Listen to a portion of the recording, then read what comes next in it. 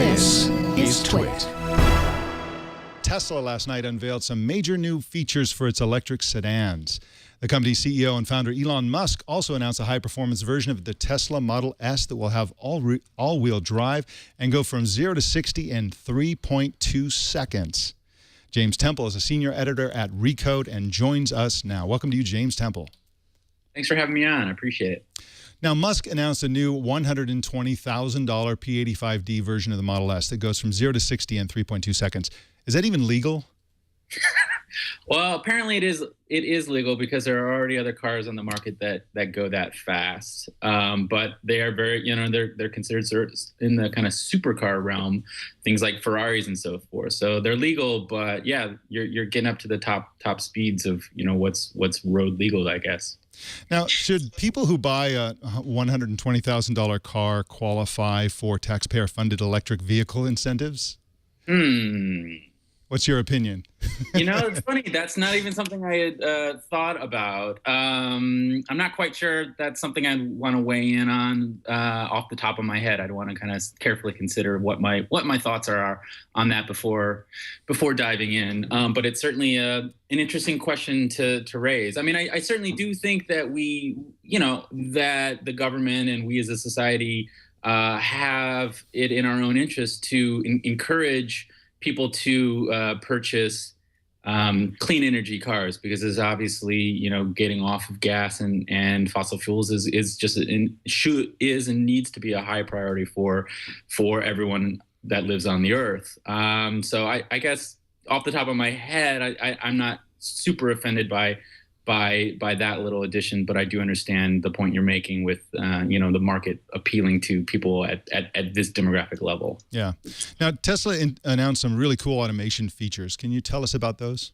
Yeah. I mean, for my money, and maybe it's the fact that I'm not a car guy, but am a tech guy, that was the more interesting stuff last night. There were a number of things that other car manufacturers are already rolling out, like parallel parking assist and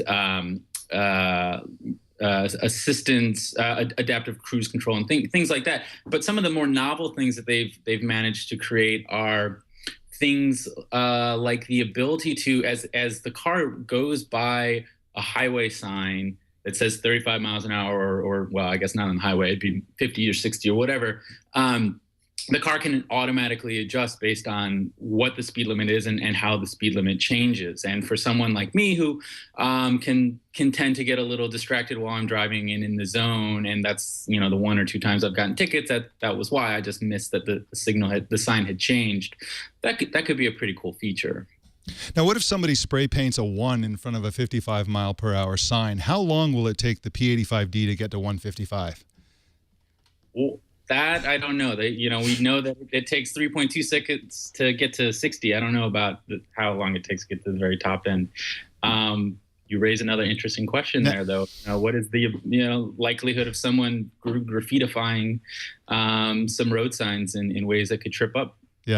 Was doing this. Now, is obeying the speed limit optional? Because I mean, let's face it, nobody obeys the speed limit. Everybody goes at least 5 or 10 miles per hour over the speed limit. Well, I think it probably depends on the settings. If you're on autopilot, I think that it's probably going to abide by the spirit and letter of the law, as opposed to a human driver who abides by the spirit of the law plus 10 miles an hour.